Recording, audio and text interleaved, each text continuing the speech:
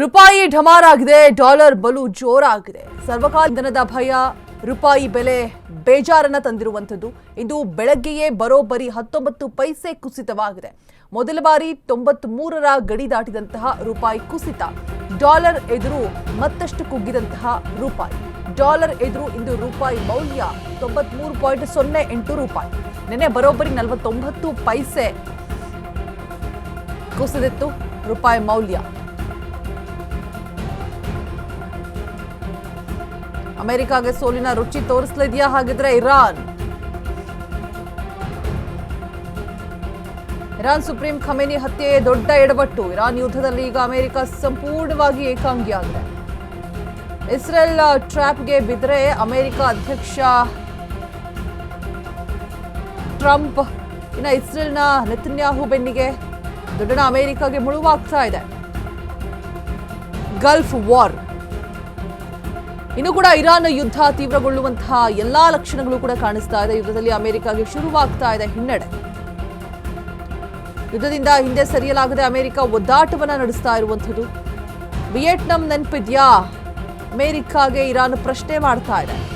Iran ದೇಶ ನಾವು Iraq ದೇಶದಂತೆ ಅಲ್ಲ, ವಿಯೆಟ್ನಾಂ ರೀತಿಯಲ್ಲಿ ತಿರುಗಿ ಬೀಳುವವರು. ಅಮೆರಿಕಾಗೆ ಇರಾನ್ ಖಡಕ್ ವಾರ್ನಿಂಗ್ ಅನ್ನ ಕೊಡ್ತಾ ಇರುವಂಥದ್ದು. ಅಮೆರಿಕಾಗೆ ಸೋಲಿನ ರುಚಿಯನ್ನ ತೋರಿಸಲಿದೆಯಾ ಹಾಗಿದ್ರೆ ಇರಾನ್? ಈಗ ಆಲ್ರೆಡಿ ಏಕಾಂಗಿ ಆಗಿದೆ ಅಮೆರಿಕ. ಅಂದ್ರೆ ಸಪೋರ್ಟ್ ಮಾಡುವಂತಹ ಮಿತ್ರ ರಾಷ್ಟ್ರಗಳ ಮೇಲೂ ಕೂಡ ಕ್ಷಿಪಣಿ ದಾಳಿಯನ್ನ ನಡೆಸ್ತಾ ಇತ್ತು. ಟ್ರಂಪ್ ಎಷ್ಟೇ ವಾರ್ನ್ ಮಾಡಿದ್ರು ಕೂಡ ಸುಮ್ಮನಾಗ್ತಾ ಇಲ್ಲ ಇರಾನ್. ಸೊ ವಿಯೆಟ್ನಾಂ ಗೊತ್ತಲ್ವಾ ನಿಮ್ಗೆ?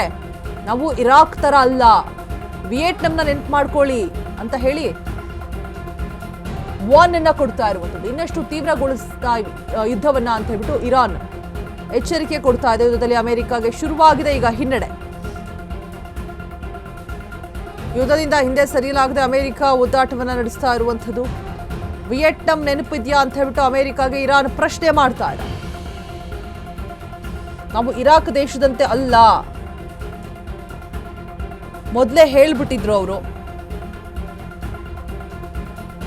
ಯಾವುದೇ ಕಾರಣಕ್ಕೂ ಕೂಡ ಯುದ್ಧವನ್ನ ನಾವು ನಿಲ್ಲಿಸೋದಿಲ್ಲ, ಪ್ರತಿಕಾರವನ್ನ ತೀರಿಸಿಕೊಳ್ಳದೆ ಬಿಡೋದಿಲ್ಲ. ಸರ್ವೋಚ್ಚ ನಾಯಕನನ್ನ ಕಳೆದುಕೊಂಡು ಉತ್ತರಾಧಿಕಾರಿಗಳಿಗೂ ಕೂಡ ತೊಂದರೆ, ನಾಯಕರಿಗೂ ಕೂಡ ತೊಂದರೆ.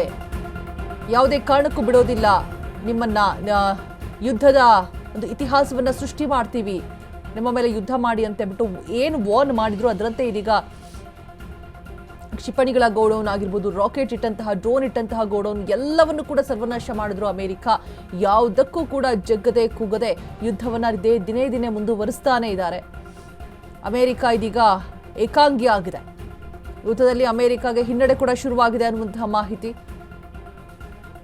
ನಾವು ಇರಾಕ್ ತರ ಅಲ್ಲ, ನಾವು ವಿಯೆಟ್ನಾಂ ನೆನಪು ಮಾಡ್ಕೊಳ್ಳಿ ಯುದ್ಧ ಅಂತ ಬಂದಂತಹ ಸಂದರ್ಭದಲ್ಲಿ ಅಮೆರಿಕಾಗೆ ಇರಾನ್ ಪ್ರಶ್ನೆ ಮಾಡ್ತಾ ಇದೆ. ನೆನಪಿದ್ಯಾ ನಿಮಗೆ ವಿಯೆಟ್ನಾಂ ಅಂತ ಹೇಳ್ಬಿಟ್ಟು?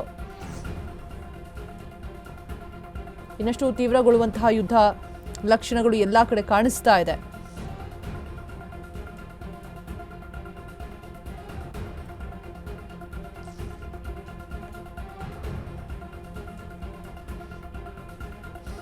ಇರಾನ್ ಸುಪ್ರೀಂ ಖಮೇನಿ ಹತ್ಯೆಯೇ ದೊಡ್ಡ ಎಡವಟ್ಟಾಗಿರುವಂಥದ್ದು. ಇಲ್ಲಿ ಅಮೆರಿಕ ಸಂಪೂರ್ಣವಾಗಿ ಒಂಟಿಯಾಗಿದೆ.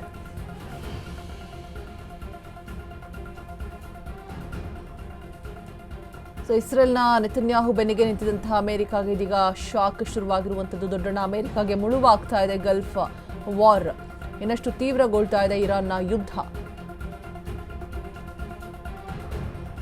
ಹಿನ್ನಡೆ ಕೂಡ ಆರಂಭ ಆಗಿದೆ ಅಮೆರಿಕಾಗೆ. ಕಾದು ನೋಡಬೇಕು, ಒಪ್ಪಂದಕ್ಕೆ ಬರ್ತಾರ, ಮಣಿತಾರ, ಏನಾಗುತ್ತೆ ಅನ್ನುವಂತಹ ಕುತೂಹಲ ಇದೆ. ಬಟ್ ಯುದ್ಧದ ಎಫೆಕ್ಟ್ ಭಾರತಕ್ಕೂ ಕೂಡ ತಟ್ತಾ ಇರುವಂಥದ್ದು.